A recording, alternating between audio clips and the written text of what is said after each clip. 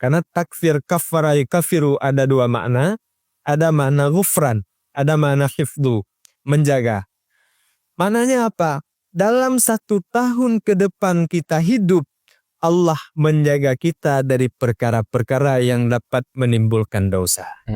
Jadi efek daripada tanya puasa si uro Arafah, ya, Allah gepampun dosa si situn engkau ikut, dijaga dosa dari situn yauke, harus mububur dosa. Ya gelom kamu dimnan gebi ketanyo, maka apakah tanyo tak sia-siakan? Apakah tanyo tergiur dengan makanan yang dihidangkan pada hari megang? Padahal pahala dan luar biasa yang diberikan oleh Allah Subhanahu wa Ta'ala kepada kita pada hari itu. Sekian. Berarti ini para pendengar Radio Dara dan juga para pendengar Yadra TV nantinya ini boleh dicetak tanggal berapa Arafahnya ya.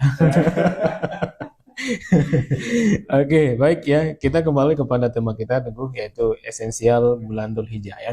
Tadinya yang pertama kita membahas tentang haji ya. Dan puncak haji tadinya di Arafah. Baik ya,